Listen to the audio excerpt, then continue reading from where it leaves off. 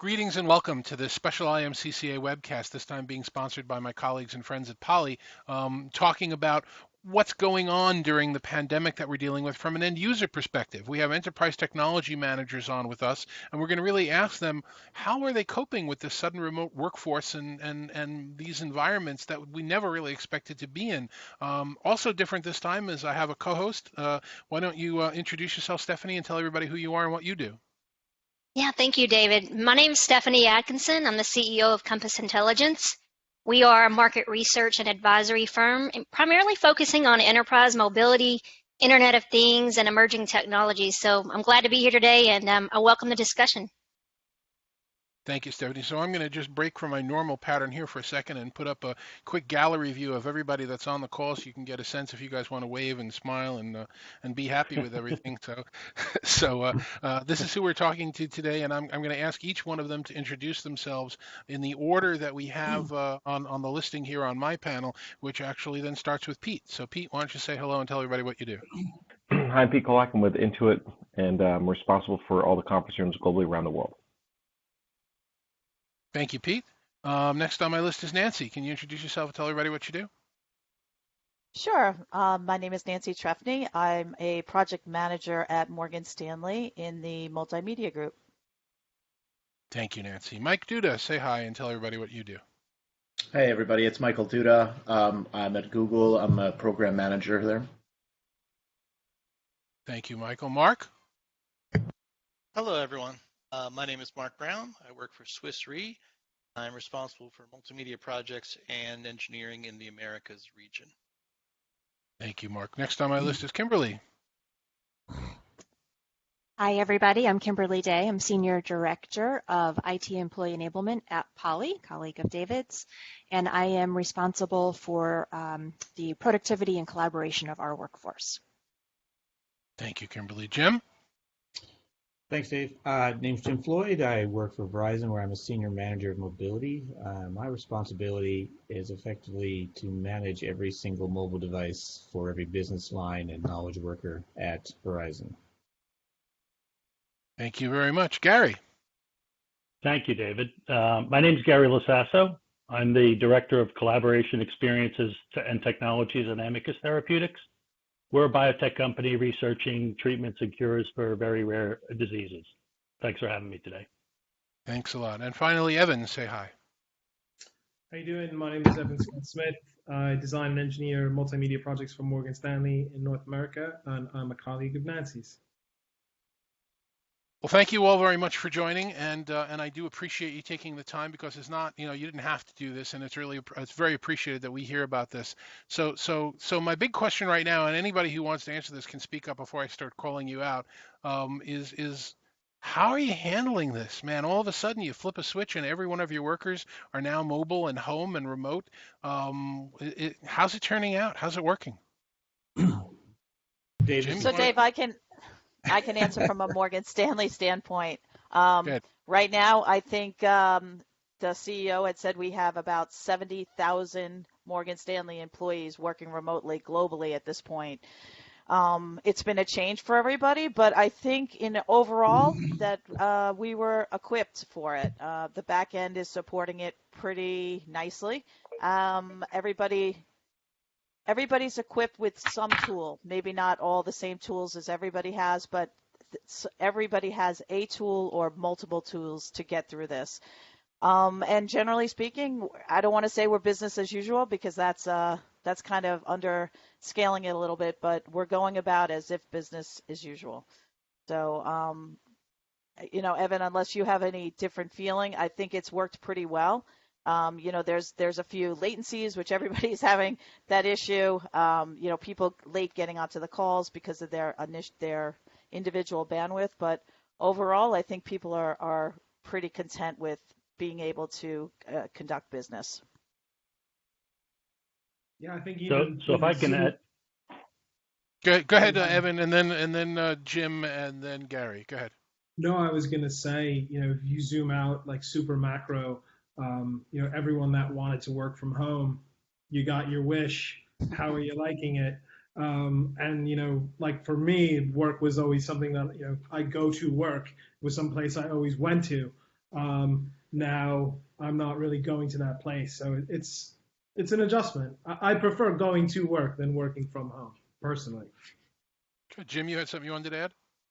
Yeah, I mean, from my particular role, there's been very little impact, which is actually surprising.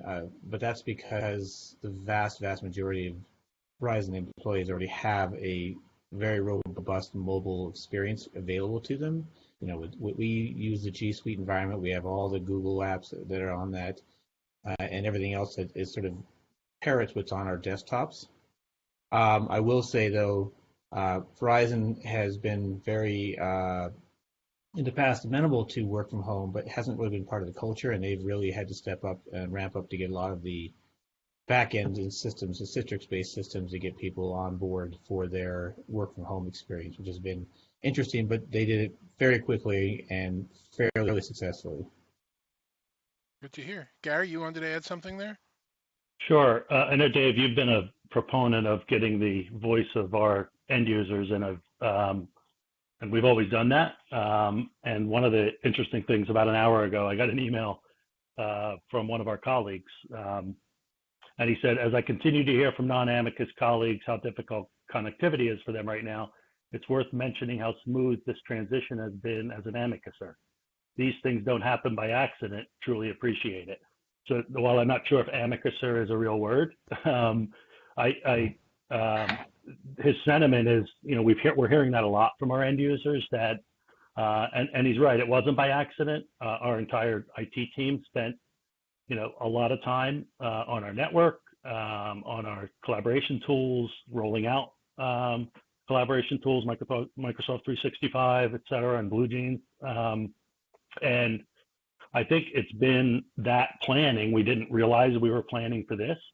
And we didn't realize this was the crisis management and disaster recovery we were planning for, but it's worked. And from a tech perspective, I think from our, you know, sitting as an IT person, you know, we've been mostly in the cloud. Everyone has laptops. Everyone has collaboration software enabled on their laptops, and you know, we've already done the adoption, so that's been a big plus. There have certainly been pockets of issues, and that's, you know, and that's going to be the case no matter what. But yeah, and I think we've maintained a connected workforce too with all of the tools. We've been able to connect with each other, you know, as well as connect with our patients. And for us, that's our mission, to connect with our patients. And so we've been able to do that because of all these collaboration tools. Well, that's great to hear. Pete, let me give everybody a shot at this. You want to give us your thoughts as to what your Intuit's been experiencing? So I could tell you my role is overseeing a group of on-site support technicians who both do live event support and in-room operational fixes and things of conference rooms. That has been very interesting to try to figure out how you keep everybody busy working from home when their normal job is to go in conference rooms and fix them. So we've been actually working a lot with cleaning up a lot of our resources and tools that we use, web pages that have, you know, inaccurate data on them, spreadsheets that don't have accurate counts on them, those kinds of things we've been working a lot on internally. As a company, we've made a very large move to everyone being from home, which has pretty much stretched, I think, a lot of the backbone of our company, right? So how do we do communications? Everyone knows Zoom and Blue Jeans and other companies are running at 2-3 times their normal capacity. How does that affect your normal daily conference room calls, or not conference room calls, but conference calls, and how do you support that? So we actually had to remodel how our support level works as a remote model for the temporary time being, which was actually a pretty big lift, but we did it in a relatively short period of time. Okay. Kimberly, what are your experiences been? Yeah, you know, I agree with a lot of what Gary said, and that resonates with me. And I feel like, you know, we're here at Poly, very advantageous position kind of coming into this, because we were very well prepared in terms of the products that we have, as well as our culture. About 8 or 9 years ago, when I first joined Poly, we embarked on this mission that at the time we called Smarter Working, but it was about enabling our workforce to be more flexible in where and how they worked. So at that time, you know, we started ramping up not only on, you know, our culture, as well as the tools and the technologies to support that culture. For years, we've no longer been buying desktops for our employees. It's always been laptops. We've been ramping up our networks and our VPN technology, all with the goal of enabling a remote workforce, which a great deal of our workforce was already remote even before this. So I feel like we were very well equipped for this, again, products-wise as well as culture-wise. So it hasn't been a huge shift for us. Like Gary said, there are some exceptions to this, and we're managing around those exceptions as well. Okay, good to hear. And Mark, let's give you the last word on that question. How are you doing? I feel like I should talk about my wife. Her company implemented Teams faster than mine did. She works for a fashion company of about 150 people, which really made me very jealous. But Swiss Re, we're doing really well. We already had a laptop culture. We have a BCM nightly requirement to bring our laptops home. We have a great VPN infrastructure. We have a workplace policy called Own the Way You Work. So we actually encourage people to work the hours and locations that's convenient for them and their lifestyle. We even rolled out Teams this week. Happened to be the week we rolled it out for the entire company. And everything seems to be spot on. I'm very glad about that. So you rolled out Teams after everybody had been working from home, or just before? We had been Skype for a while, and the enterprise folks on here certainly understand this. When you start rolling and getting ready for your next platform, the old platform doesn't necessarily get all the attention. And there might have been a push to roll it out early because of this. I'm not really sure on that. But it was pushed to all laptops over the weekend. And some of the users are still using Skype because that's what they're familiar with. But I think more and more people are dipping their toe into the water. I had some calls with corporate real estate today, and they were excited to try it for the first time. It's been going really well. It's to me, someone who works from home a few days a week, I don't notice a difference other than my wife bugging me for IT support. Oh yeah, Hey, Mark. being the home IT support is definitely one of the things that's taking a lot of my time. Go ahead, Kimberly. Yeah, I just wanted to comment on that, Mark. That's really interesting and great to hear. Before this happened, we at Poly, all our users already had Teams and were using it in some fashion or another. But we were on a project and a goal to disable all of our legacy Skype environment and get everybody fully cut over to Teams. So it's only Teams and disabling that Skype piece. When this happened, we had a lot of questions, is this the right time to be doing this? Should we really be continuing with this migration? And, we talked it through and thought, yeah, there's no better time than this time to be doing this and making sure that, we're all on the same collaboration platform, that we're synchronized in how we communicate and collaborate with each other. And so we've been pushing forward, and we're getting great feedback from all of our users, and the migration has been going great, despite everybody being remote. Stephanie, you have anything for everybody? Along those lines, we have many of us out there, especially if you think about small and mid-sized businesses, we rely on our home internet a lot. I've been working from home for 18 plus years. So I'm curious from you guys, you think about all of the families that are now at home and they're homeschooling and, they're logging online for that. And then they also have multiple family members on their home network. Are you seeing any opportunities or anything that you would do different to help improve the connectivity for your at-home workers, or is there something that changes there because we are relying more on our home internet or our home Wi-Fi for services? How do you look at that? Is that something that you think about now that this whole dynamic has changed? I'll start. I've already advised several friends of mine to get rid of their old home routers that the cable companies are giving them and get a mesh network type router. I use the Google one. I love it. The other thing I've asked people to do is download an app called, it's only available on Android. It's called Wi-Fi Analyzer. You can find out who's on the same channel you are and see who's stomping on your channel. It might be your neighbors and everything else. So, right now I haven't noticed any degradation of my internet speed over the last 2 weeks, and I've been checking daily.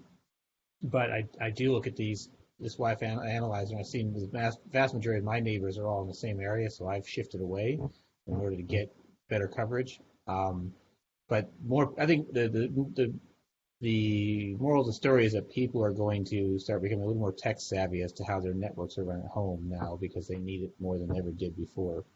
It's interesting. I want to keep the topic going. I am actually even noticing some chop from some of you guys on the participating in the call, which I'm certainly going to be, amenable with, because we're all pounding home bandwidth. But I did forget to get Mike Duda involved in the last round. So, Mike, you want to try and answer this question about how working from home has been from you and how it's been reacting and what you've noticed with the home internet?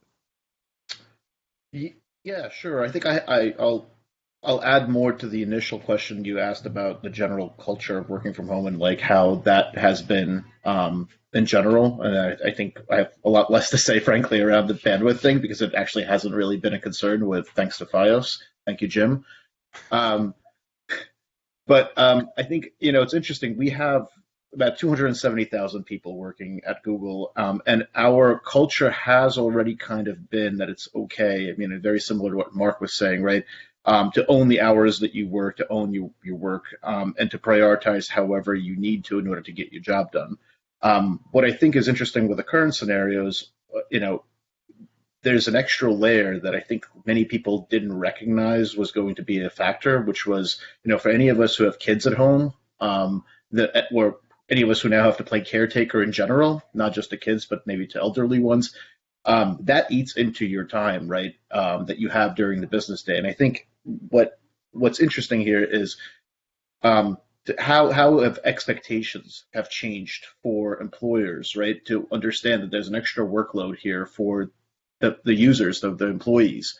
And so how can all of that work out balance-wise to continue business as usual, but also give people the flexibility that they need to take care of their loved ones during a challenging time like this. And I think, I'm fortunate in that our company has really kind of taken a very clear mandate on that and said, take care of your family first.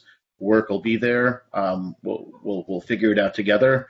And if you need to take time off to do that, please do. But I wish, frankly, I wish that was the case more everywhere. I see a lot of the companies that are probably on the small to mid-size range, not being able to really afford that type of flexibility. And so, just kind of recognizing that, I think, goes a long way.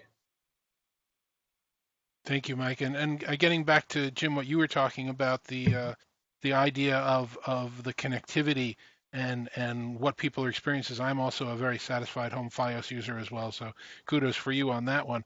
I have noticed though that if we start to let people work from home as we have to now, if and when we get to the end of this pandemic situation, we're going to find ourselves with people saying, I think this really worked. So are companies now going to have to pay for home internet because it's an expectation to be there for disaster recovery? And if the companies are going to have to pay for home internet, are they going to keep offices as big? So Gary, I know you were itching to reply to when Jim started talking, but I think it's a great question that Stephanie raises: is how is this whole thing going to turn out once we get out the other end of this? Yeah, that it's a great question. I wish I had the perfect answer for you. I will say this: it's actually a question for Jim, or continuing that conversation. You mentioned, you using a mesh router and swapping out your router. I have a hard enough time getting people to use headsets in video calls. Getting them to switch out equipment is going to be a challenge. And I agree, there are some best practices, and we were just talking about this earlier in an IT staff meeting about, what are the things that we can do that we haven't done already, to give people, best practices or lists or things that you should do. We are noticing that some of the problems, or most of the problems that are happening on video calls, are that, that quote unquote last mile and connection to the homes, and for whatever reasons, so, and then sort of going back to your specific question, David, I think it will absolutely impact real estate decisions and facilities decisions. We're looking at, we're 5 years into conference rooms, and we're looking at what we're going to do with our conference rooms over the next 12 months. This is definitely changing some of my thinking, and kind of, all of a sudden bring your own device is pretty easy now. So, maybe it should be in more conference rooms, as one example. But yeah, it definitely will. And then we're actually in the process now of in our facilities group about looking at real estate, and I'm certain that it's going to have an impact on, the size of the type of space and size of space that we need going forward. Yeah, so Morgan Stanley started this probably about 3 years ago. I guess I've been there too. So yeah, 3 years ago. And, they are making, and I want to say agile, and I put that in quotes because it's not actually agile. It's flexible, and we're doing a lot more hoteling now. And that's really just to cut down on the real estate that they're buying and leasing. So Morgan Stanley had started to adapt people working from home because of that. They were hoteling, they were, work from home 3 days a week, 2 days a week. So I think that has helped in this. We weren't there yet. We're still continuing doing that, but we weren't there yet that everybody had that capability. But I do think that did help because a majority of the people, especially in the New York area, had started to maybe pick up the work from home. Obviously not 4 weeks in a row, but just. I definitely think, Dave, I think this will definitely impact, even where we go with stuff. We have started cutting down our real estate over the last couple of years and consolidating all our locations for that reason. But I actually think it may impact it just, a little bit more based on the fact that they realize 70,000 people are working from home and it's okay. We're getting our business done. Anyone else? Yeah, yeah, Dave, I'll sort of add a little more. I think this is going to be. My wife and I were talking about it last night.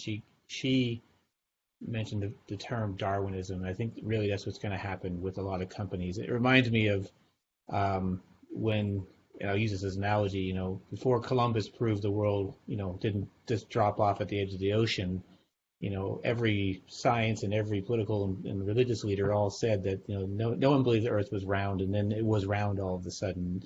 I think you're going to see a lot of business leaders who have denied this to their employees or denied this was capable for their business are now going to have to capitulate and state that this is the obvious direction for them, potentially.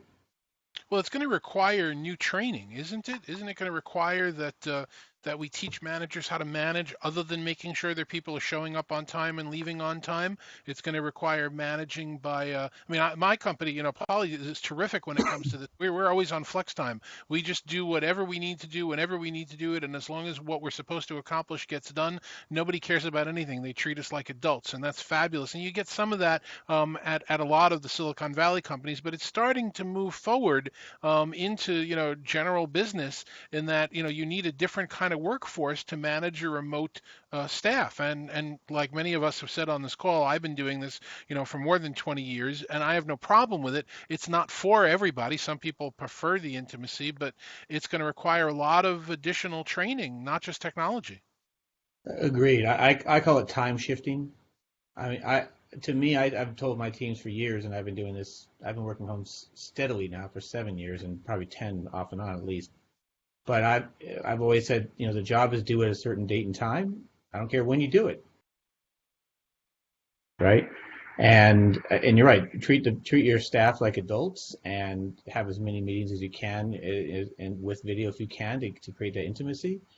But effectively, I think this is going to be the new normal for a lot of companies, and you are right.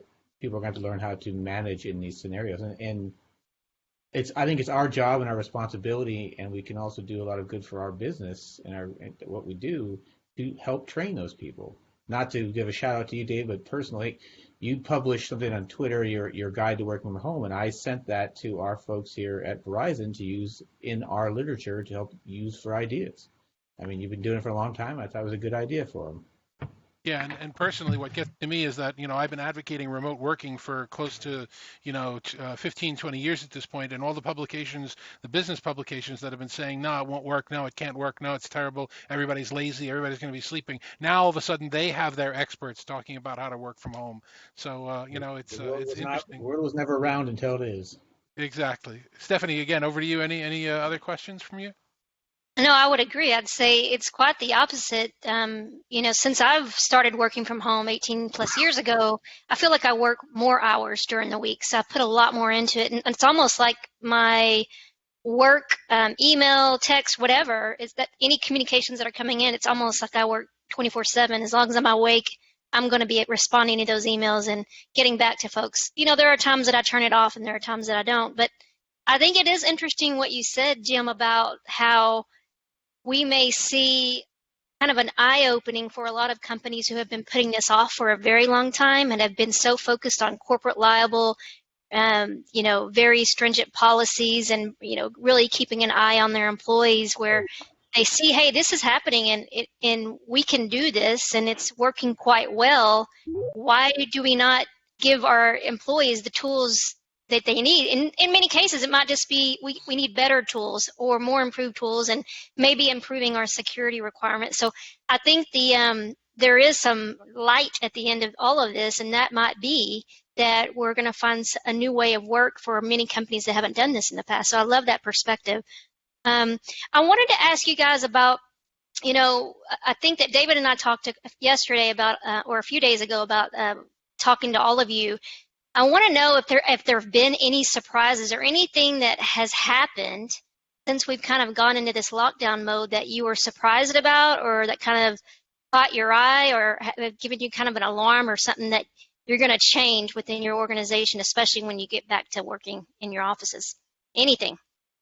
Hey, Stephanie, this is Kimberly. I actually do have one thing exactly related to that. I manage our global service desk, all of the folks who support our end users. And in the past, we've always talked about, how we structure our service desk and, we have to be able to support our users in person, live, what we call the walk-up experience, where somebody will take their laptop and come to the service desk and say, help me with this.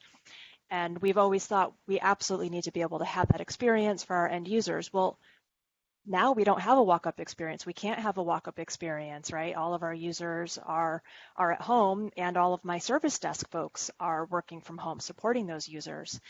And the eye-opener for me has been that our service has not faltered at all. We have been able to support all of our users. Our SLAs have not dropped. So this signals to me, we don't necessarily need to always be thinking about how we support that walk-up experience.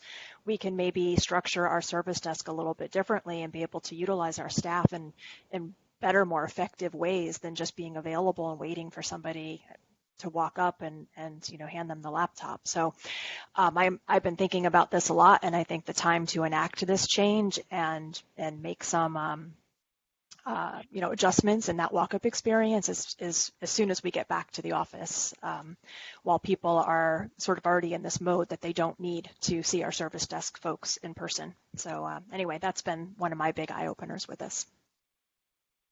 Yeah. No, that's great. It's good to hear. Yeah, this is Gary. Very, very similarly, I think we've learned, and it's actually, for us, it's been a little bit different in our international colleagues, our ex-US versus our US.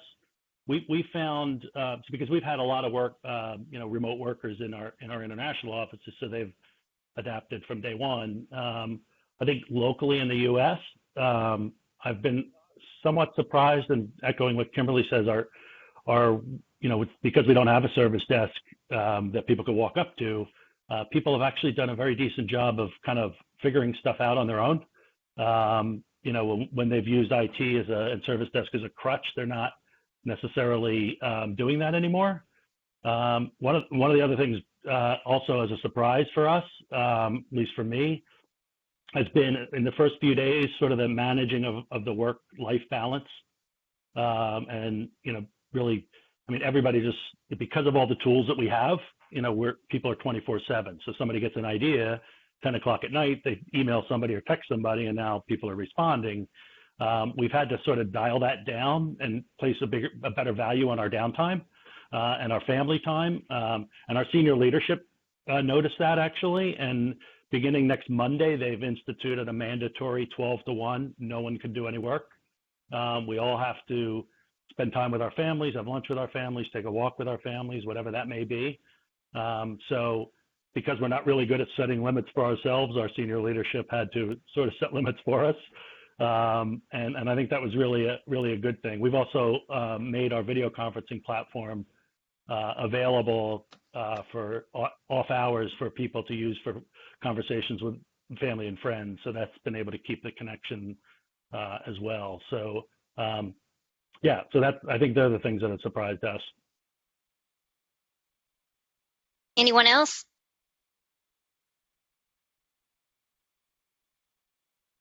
I'm sure there have been other surprises, Stephanie. I just think that we've got a couple of shy people on the call. Sorry, I was speaking. I was on mute. My apologies. No problem. So the big surprise we had at Verizon, at least that I've seen, is we have 1,600 stores that we directly control with 23,000 mobile devices in them, and over 2/3 of those are now shuttered until the near future. So this is a huge revenue generation area for Verizon. And I think the biggest surprise is that those stores are sacrosanct with respect to the technology that was within them and how it was used and what you could and could not do. And the consideration they are now potentially moving these to people's homes to be able to do sales directly out of their homes is going to really change our landscape in the future, I believe, because I think they're going to see that a second opportunity, a second revenue source potentially, not just the stores, but potentially people doing this from home as well. So I see a bright future with that. I'm just curious as to if they will allow it. Interesting. Pete, what about from your perspective? Anything that's surprising you from the technology side or from the people side? No. We're all set up for being able to support people remotely. That's why we're going to design we're going to. So I'm not on the IT side. I'm sure our desktop folks are probably freaking out. But as far as the AV is concerned, we're not surprised by any of this. It's actually it actually changed our business model. So it's a little bit surprising in that manner that we could do more than we thought we could from home and remotely. We can do more support than we have. It's also forced our customers to accept some of that kind of support. A lot of times we deal with a lot of EAs and they really want things a certain way and they want you in the room to help them make the thing go. And when you can't go and you're at your desk and they're at their desk and you're helping them remotely, it does make people realize, oh, we can do some of this in a different manner. But for the most part, this is kind of business as usual, but in a different way. So it's not really surprising. Good. Pete, I have a question for you. Yeah. So, and maybe this might apply to others. So I think about the use of video in dealing with customer issues, or even, Jim, when you think about the online sales or person-to-person sales, when it comes to video, the only way we can really show something is to use our mobile device to be able to walk and go grab that video content. So I think about the customer experience, the digital experience, as we're dealing with customer calls and that whole experience and either selling something or fixing something or troubleshooting something. I'm wondering if, since we do have a lot of folks at home that are doing quite a few activities that they normally wouldn't do, or they would do face-to-face, if that changes things, or has anyone experienced anything new within their own organizations where that might be an opportunity to maybe make some improvements with just the mobile applications or the mobile interface? So what's interesting is our company is almost 100% video enabled. So we have been doing video conferencings for every call that we've ever done for probably the last year and a half or so. It used to not be that way. They've made a culture change before I got here. And because it's so heavily video intensive, it's not like anything new. So we aren't doing anything differently in the way that we're communicating. We don't do anything with troubleshooting things like we don't have people with home video conferencing systems except for an all-in-one kind of a system. So if it would be different if we had to go into a conference room and use a camera to kind of look around and see what's going on physically in the room. But in this case, everyone's using their laptop. We're not responsible for laptops. we're not even responsible for the software on the back end. We're really only responsible for supporting live events and helping conference rooms work. And right now, that's not happening. No, that makes sense. Mike, how are things going over at the Google homestead? You guys can generally work from anywhere all the time anyway. Are you experiencing anything like that? No, I mean, I think the biggest surprise sort of has been how quickly we're able to mobilize our fairly large TVC workforce to allow them to be able to work from home. So, prior to this, all full-time employees could work from wherever, anytime, anywhere. But with TVCs, it was a little different, where we would essentially not have them have access to certain resources after hours or when they're out of office. It seemed like acronym for us? so contractors. Contractors. Yep. Yeah. And so, seemingly overnight, that sort of changed, right? And everybody got access to everything that they needed to do their core job all at once, really without seeming to miss a beat. And I think it kind of spoke a lot to kind of how well we could have kept up our morale during a challenging time like we're all facing now. We were all able to continue working, to continue doing what we would normally do without really, any inconveniences. Terrific. Mark, you also speak to a lot of people in your overseas facilities. You have people all around the world, and I think your corporate headquarters is not in the U.S. where you're located. Has the dynamic changed? One of the things that I notice in dealing with these kind of crises is they become humanizing. So instead of just rote calls taking place, you now start to get a little bit of personality into the calls and start feeling like people are dealing, especially in a global pandemic, with what you're dealing with. Any changes for you, or just normal business? How's that working out with all the various global sites? I think the first 5 minutes of every call now, and this probably isn't limited to just global calls, everyone's checking to see how things are going in everyone else's backyard. I'm not sure if that's. I mean, that's kind of a simple answer. And globally, it's hitting everyone a little bit different, and I think that's probably our prime concern. But yeah, hope that answers the question. Sure, absolutely. Another question from me. Let's look at when we're done with this. Let's look at now. We obviously, the jokes were 30 days has September, April, June, and November. All the rest have 31, except March, which has 197. That's been going around the internet for the last few days, at least, if not weeks. March ended. We're now in April. We've pretty much lost April. Most of the parts of the globe now are looking at being locked down at least through April, and we may be getting into May. So, depending upon how this goes, this could be a real extended period of time. Once we get out of it and you get back to whatever normal is for whatever companies have survived and what format they've survived in, are we going to plan anything differently or do anything differently? Have we started those conversations, or have you started to think about some of those conversations about, hey, it might be nice if everybody has XYZ, or if we've put in some training for this, or any new thoughts around any of that? Yeah, I'd like to speak to that. I referenced my wife earlier, and Peter said something as well. People are adopting this home technology, and for us, we were always heavy on Skype without cameras. I think people were afraid to use their cameras. And what I'm expecting to see now, I don't have a crystal ball, but as we turn the corner, we get back to the office, people are going to be more acceptable to using video. And referencing my wife, the average user is going to realize they can do it without any help. I think that touches on what Peter said. They're not going to be so dependent, and I think this will really push the video industry, and not just what we're doing here with laptops and web cameras, but I think it will also push a lot more real estate video rooms, hard rooms utilization up. I think this is going to be a major culture change for the enterprise environment, and for those who like me, I probably prefer to have my camera off most of the time. It's going to change that. I think a lot more people will turn the cameras on, and Yeah, I agree, Mark. not expect help to do it. I agree. I also think that while we're all sort of on lockdown and sort of unable to hang out with our friends and family in person, it's sort of forcing, right, that hand of having people adopt naturally the collaboration technology that we all do for work that we're all familiar with. But now, I talk to all of my friends and they're like, hey, can we do a call on Facebook Messenger? Or can we do a call on Hangouts or Zoom or whatever?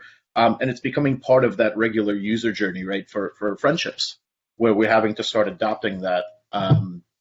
For our just everyday social existence. And I hope that as we kind of exit out of this COVID world, that some of the lessons learned from that will kind of start taking shape into what we do at work as well, right? And not have people, to Mark's point, be afraid of using a video camera. Like, I think those days should be kind of behind us, hopefully. Yeah, the great advantage of this horrible situation is I can now tell people what I do for a living. All the stuff that you're doing, that's what I do for a living. That's what I've always been doing. Now you get it. I've been thinking about that too.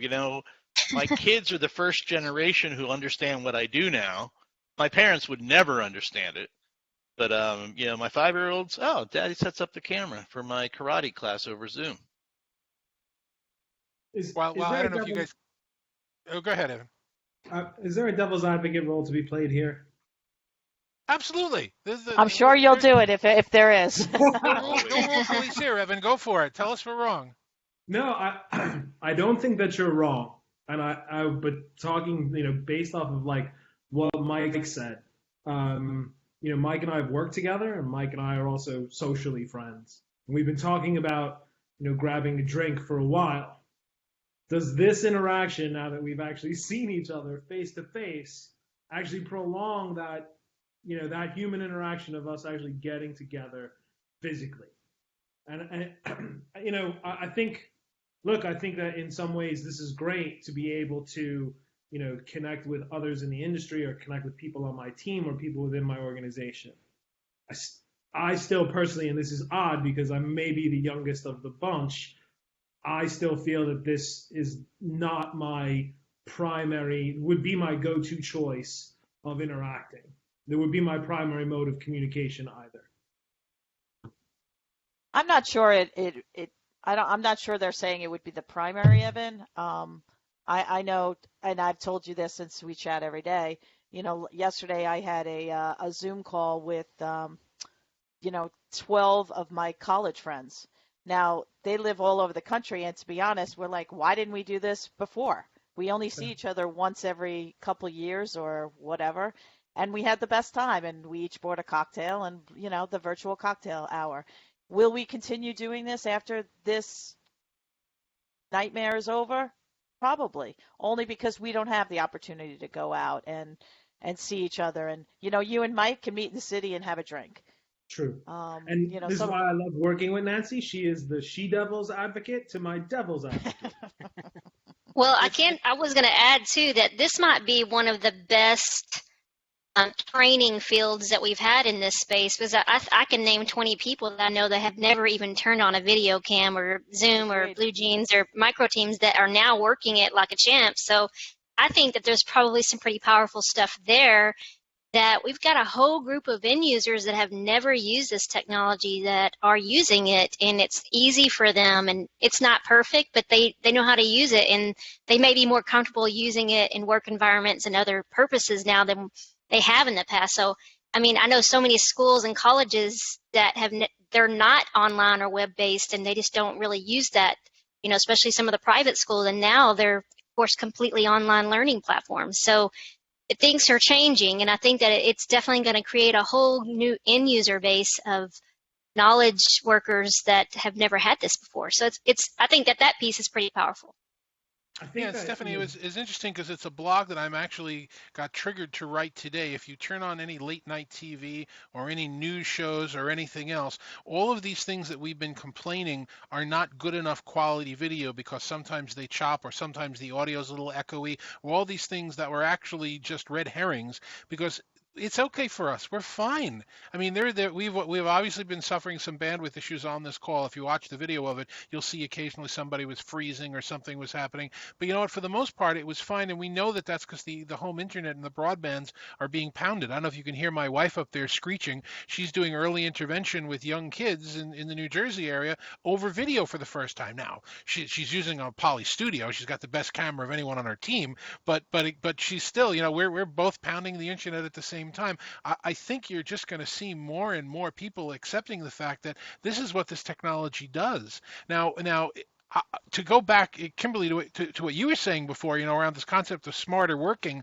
that I was all in on, and it really, Evan, addresses your point. This isn't going to change my lifestyle as a remote worker in any way once it's over. I need to be where I need to be. If I need to be in a meeting with people because I have to look at a site or inspect equipment or present at a conference, I'm going to be there. If I have to meet at a client's office in a city, a train ride away or an airplane ride away, I'm still going to go. But my option from being smarter and smarter working and working from home is that my daily commute is down 4 steps into my office in my basement. So the even if we get 10, 20% of the people adopting that going forward, where I'm not going to travel to a physical place just to sit in front of a computer because I've got the screens at home, even if it's just that small, it's still going to be a major change as to how we do with things. I mean, are you hearing that as well, guys? Yeah, absolutely. I mean, I don't think, at least for us, I don't think we're going to be looking to shed real estate because I think we'll still need a lot of it. And I think at a certain point, there will be still that desire for business as usual to actually be in the office, to have those water cooler conversations, to bump into people. I think that's healthy social human interaction, right? I think what this does is it just validates the fact that this is another alternative where that's not possible, right?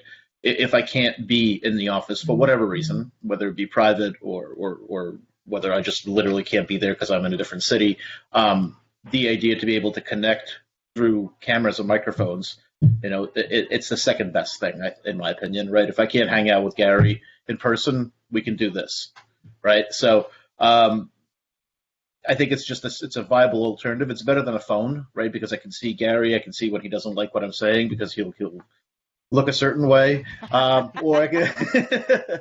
But in general, right, like it just gives you more visual cues. It gives you more auditory cues. I'm able to have more of a real conversation. And we're using webcams now, Mike, in the way that they're intended. Remember the going back in our industry, the Danto arm test. If you can touch the web camera, then you're actually at the right distance. We're these beautiful head and shoulder shots. We can see emotions. We can see if we're reaching people. When we go back to these conference rooms that we're building, if the cameras you're putting in are not able to make these really good I can see your face shots, people are going to start to say, oh, this isn't as good as what we had at home. So the conference room's the camera technology in the conference room's going to have to come up to speed. A lot of it on the market is. Yeah, so 100%. does the interface. So if you are able to control the layout of the screen, where you put the content, and you can see a list of the people joining, and your room can't quite do all that, that's going to also affect my job, actually. Sure. Expectations change. And David, I was just curious, one thing we haven't actually talked about were the tools that we're using. Obviously, we're on Blue Jeans for this call, but I would imagine that some of us, and probably Mike could speak to this, is like he's in a fully integrated, G Suite stack. Whereas like we just rolled out Teams this week actually as well. So we use Skype internally for certain things. They want to, we're going to start piloting Teams. And then we use Zoom for our external video conferences, where Zoom actually happens to work better on our personal laptops on our home network than it does on our VPN client. But Skype as our VPN client works perfectly. So there's for me, like I'm actually utilizing multiple tools at any one given time to execute quote unquote business as usual. Welcome to my world. You take the drawing piece of it too. You could have Bluebeam or PlanGrid. Add multiple layers of other stuff that we may or may not use in our day to day. Yeah, and Evan, Mark said earlier, or I'm sorry, maybe Gary, I don't remember who, said that they just rolled out Teams and they're only on one platform now. Like you said, we have so many multiple platforms. I never know, should I be going on my laptop? Should I be VPNing into my desktop? Or should I go on my personal? So to have one platform would just be so much easier. And so, this way everybody would be able to just have the same experience all the time, and everybody would get the training they needed on that specific platform. Yeah, I mean, like, are we the only ones that are using multiple manufacturers, multiple suites of tools, or is everyone kind of fully invested? No, I can tell you as an expert in the industry that people are fighting this conversation continually all the time. And the manufacturers and the platform providers will tell you that they want to interoperate, but they define interoperability in their own narrow terms, and it works in the first person. Our interoperability works, but theirs doesn't. Everybody's going through that. And there are certain tools that are better than other tools at certain jobs.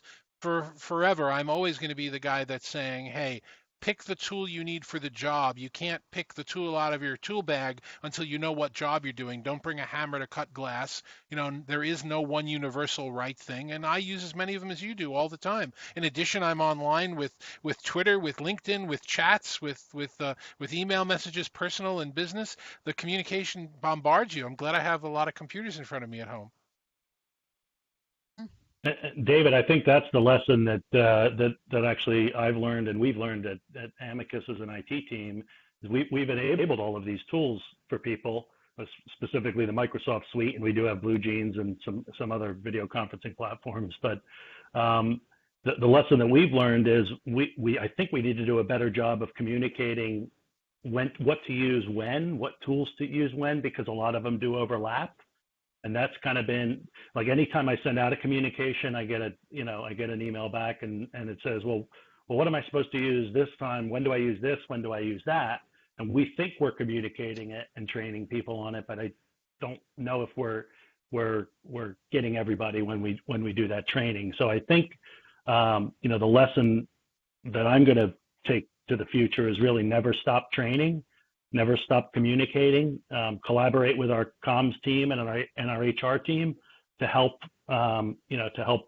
inform our workforce on everything that's available to them and kind of what to use when.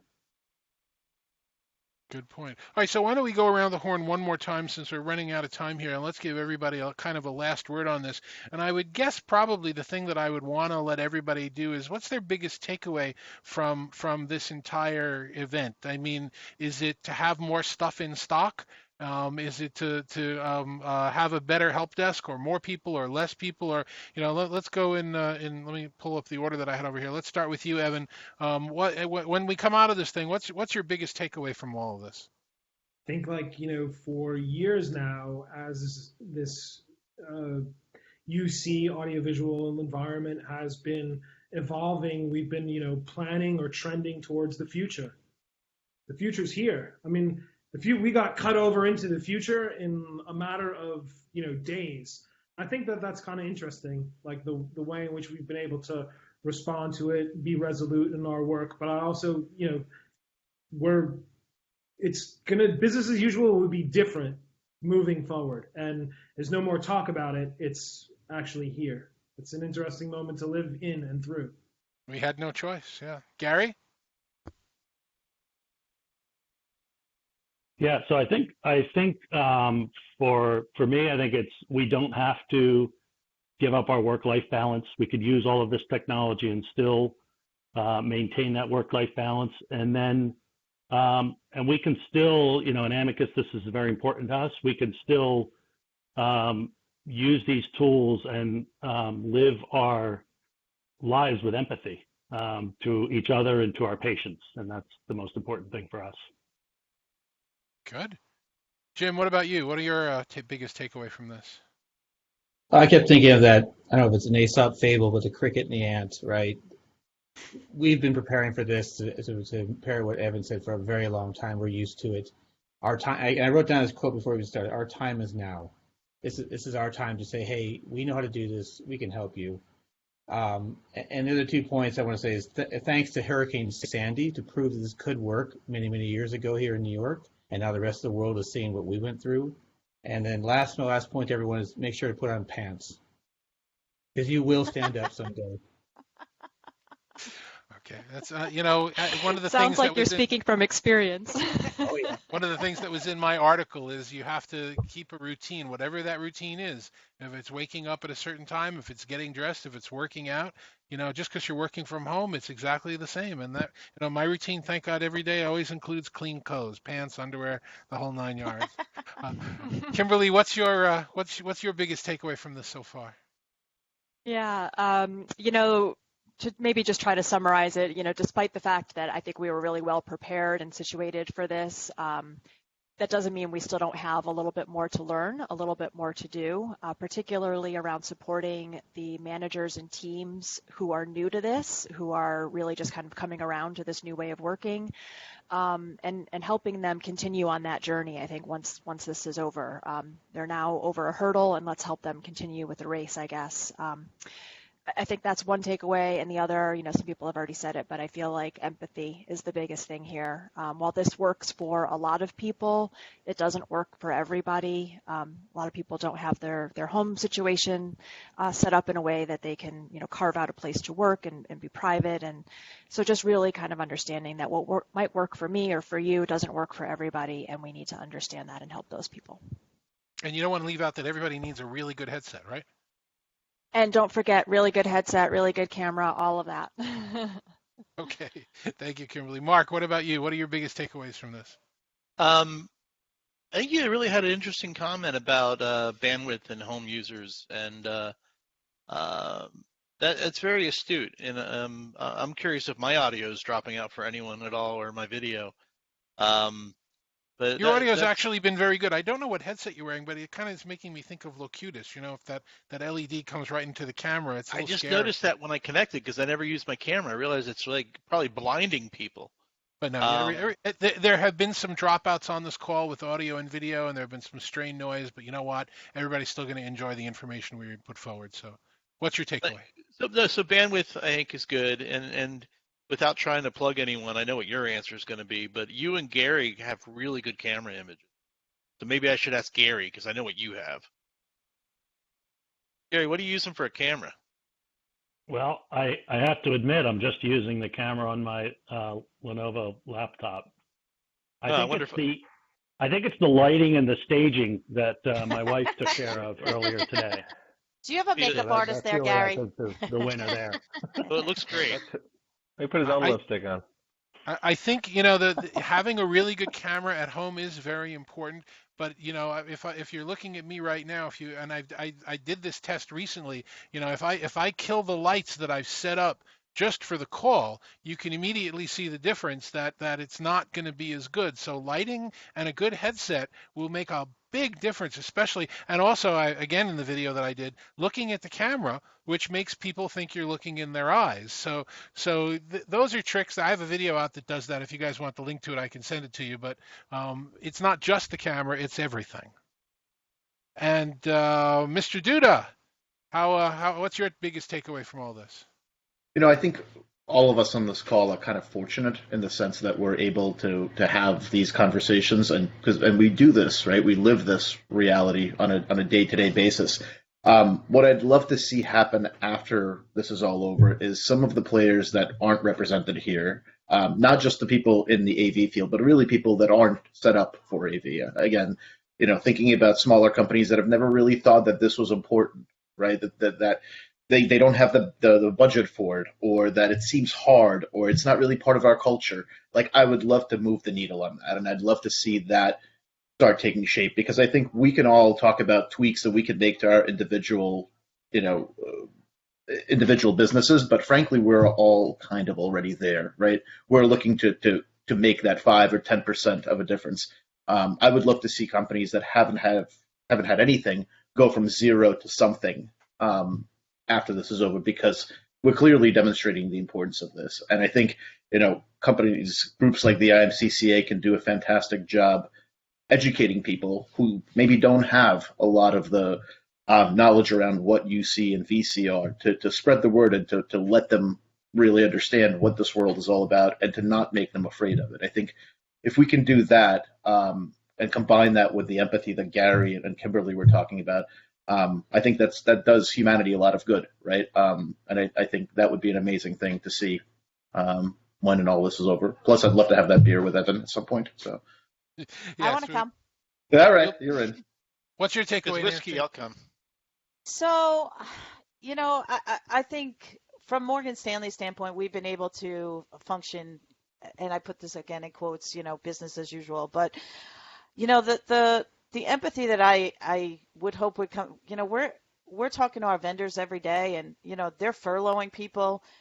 There's no construction sites open. We're losing our techs, and I just hope, like, when we come out of it, not only are they our techs and our vendors, a lot of them are friends and we've known them for a long time. So I just really hope that, we can continue to, do what we can, as employing them, to let them do what they can do, pay them. I mean, I know I'm speaking because I'm not writing a check for Morgan Stanley, but, at the end of the day, we're gonna hear a lot of people have lost their jobs, and we've already started to see that.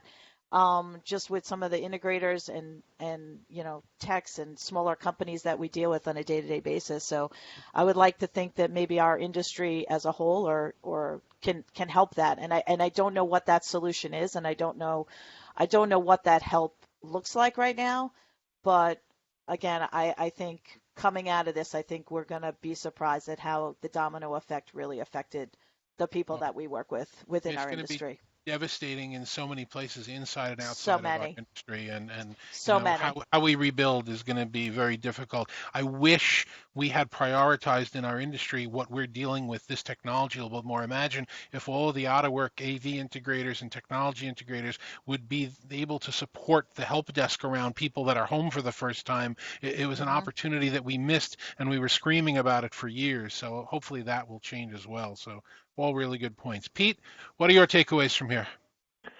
Well, our company has this technique they use called Follow Me Home, and it's how they built our company, where the founder would go and ask customers and observe them using our technology or our product or whatever they were trying to develop.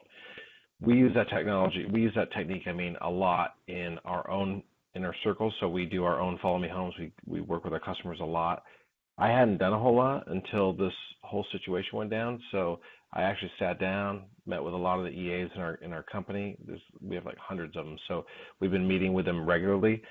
Because of this, I learned I need to do that more, because that'll help me improve our business offering, the way that they engage with us, the way they interact, open tickets, get the support they need. All of that is all being redone and retooled right now because of those Follow Me Homes that we recently did. So my takeaway is to do that more often and regularly. Pete, thank you very much. Everybody, thank you very much. Stephanie, I'm going to come to you in a minute and give you the last word here, but I'm going to put everybody on the hook for a moment. When we see we're coming out at the light at the end of the tunnel on this one, guys, when we're a few days away from being able to unlock the doors, I'm going to invite you all back. Hopefully you can make it, and let's do what the lessons learned are when it's not just a couple of weeks, when it's been, a month or 2 months and things aren't funny anymore, to get your opinion. So hopefully you'll all join us again for that. Looking forward to it. There you go. Okay. Thanks for putting this together, David. Oh, thank you guys. Really appreciate it. Stephanie, let me give you the last word here. What are your takeaways from all of this? Yeah, so some final thoughts. I think the big thing is give grace. Give grace to yourself. Give grace to your teams. Give grace to those that aren't tech savvy and that aren't necessarily familiar with the technology. I think that we have a lot of work to do in that area. I'd also say we have a great group of people on this particular session here, a lot of bigger companies, a lot of more advanced companies. So it's not surprising that many of you were prepared.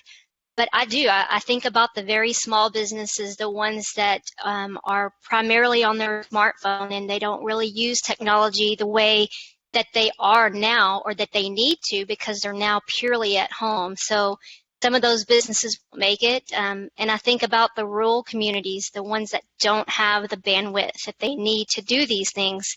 So that's also a concern. And I'd say the last thing is for these small businesses and even for your teams at home is providing tips. One of the things that I noticed with my kids' school is they created a whole new program, Heritage at Home. So many companies could create the same thing, the name of your company at home, and put together tips When you are at home, these are the things that you got to be concerned with. These are the tools that we have, and these are the ways you can connect to these different tools that we have in place. So that would be more of a tips and a key takeaway. Those kinds of things are enabling businesses and thinking more about the remote workforce more than ever. So it's great to connect with you all today, and I've learned a lot from you. I appreciate you inviting me. Okay, so thank you everybody for joining us for this webinar. We are going to absolutely keep doing them throughout this crisis at the IMCCA. Thank you to the IMCCA. Please go to our pandemic support site. Just go to imcca.org and pull it down on resources. Thank you very much to my colleagues at Poly for sponsoring and helping us put this one together this time. Until we get the next one out there, thanks very much, and we'll see you soon.